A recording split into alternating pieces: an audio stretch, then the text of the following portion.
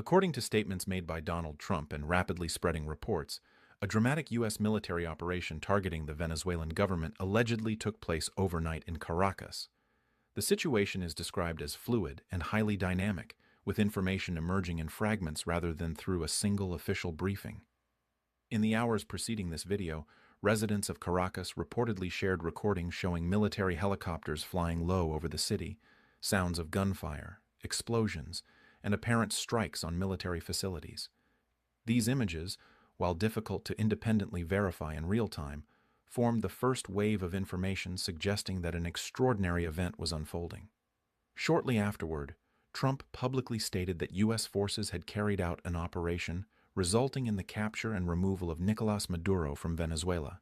He further claimed that Maduro and his wife had been taken out of the country and that the operation had been successful. At the time of recording, these claims originate primarily from Trump's statements and associated political commentary, while comprehensive operational details remain undisclosed.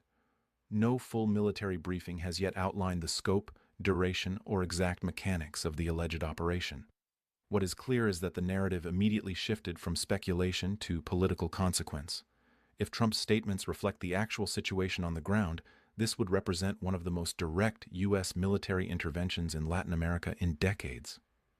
The implications extend far beyond the physical removal of a single leader. Venezuela has long been described by critics as a dictatorship, particularly following disputed elections that allegedly undermined democratic legitimacy. Within this framework, Maduro's position has been sustained not only through political control, but through deep integration with military and security structures. This raises the central question that now dominates analysis. Does the removal of Maduro automatically translate into regime change, or does power remain embedded within the existing apparatus? Attention has also turned to the uncertain status of Diosdado Cabello, often described as the strategic architect behind the regime. Conflicting reports suggest possibilities ranging from his neutralization to continued concealment. As these events reportedly unfolded, Trump announced that a press conference would be held later the same day to provide further clarification. Analysts note that even if Maduro has been removed, the coming hours and days will be decisive. Negotiations, internal fractures within the Venezuelan military, and international reactions will determine whether this moment marks a true transition of power or merely the opening phase of a prolonged struggle. The situation remains unresolved, with facts still emerging, interpretations diverging, and global attention fixed on what may become a defining geopolitical moment. The alleged operation cannot be understood without examining the broader political and strategic context that has defined U.S.-Venezuelan relations over the past decade.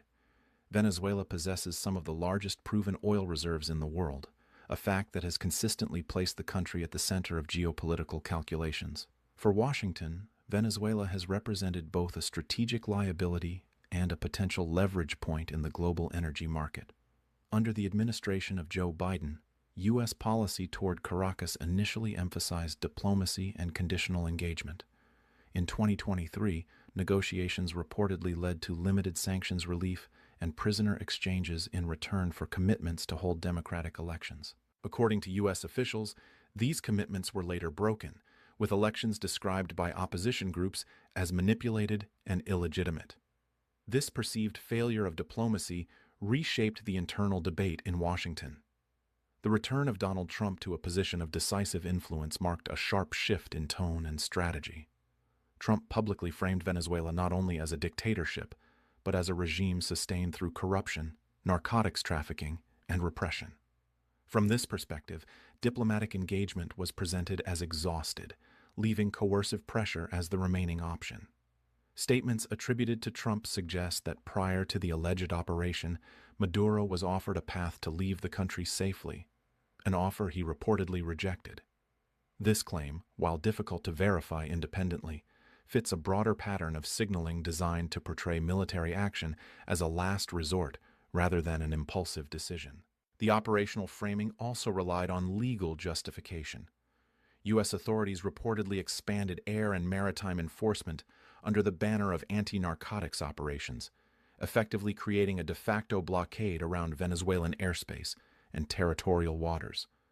This approach allowed military assets to be positioned while maintaining a legal rationale that stopped short of declaring war. Influential figures within U.S. foreign policy circles, including Marco Rubio, have long argued that Venezuela represents a nexus of authoritarianism, organized crime, and hostile foreign influence in the Western Hemisphere. Rubio's position, shaped by his Latin American background and long-standing opposition to socialist regimes, is widely seen as a driving force behind the hardline approach. Within this framework, the alleged operation is presented not as an isolated strike but as the culmination of a prolonged strategic reassessment. The timing is also politically significant.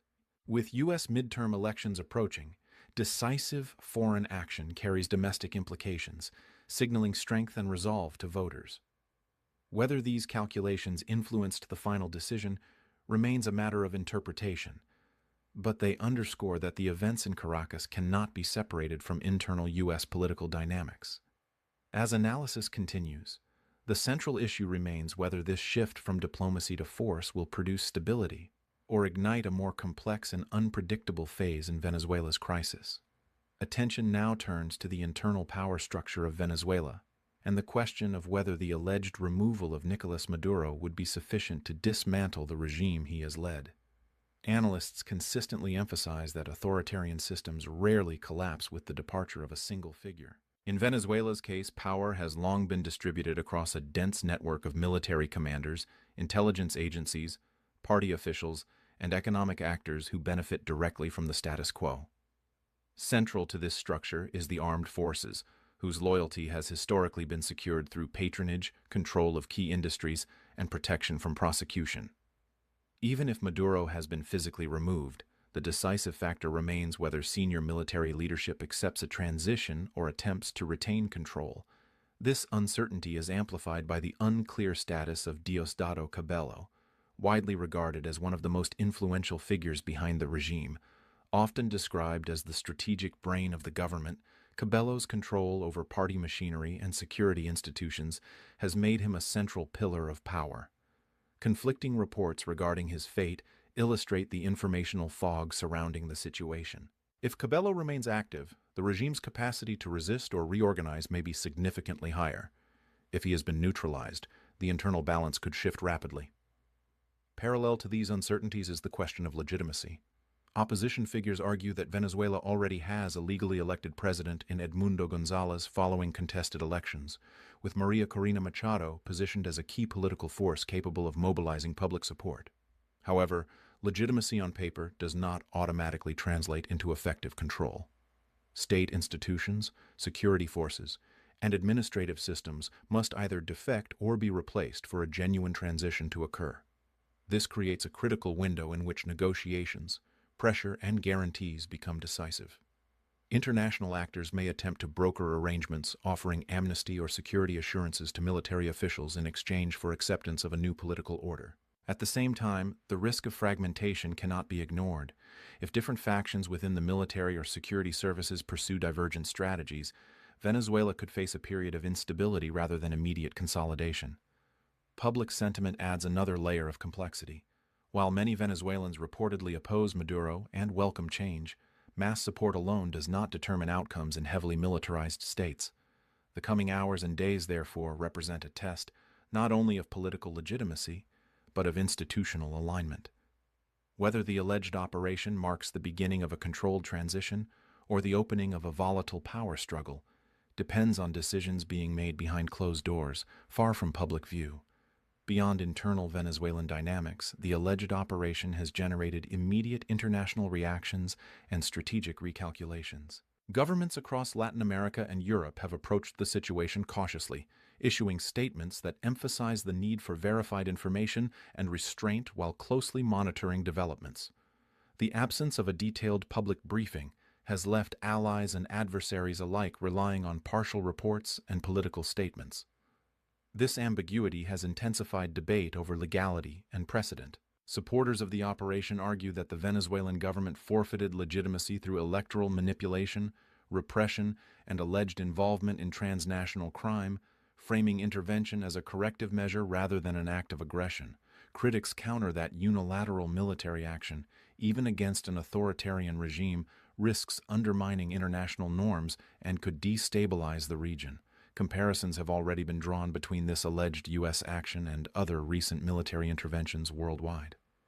Proponents highlight speed and precision, suggesting that a rapid strike designed to decapitate leadership differs fundamentally from prolonged conventional warfare.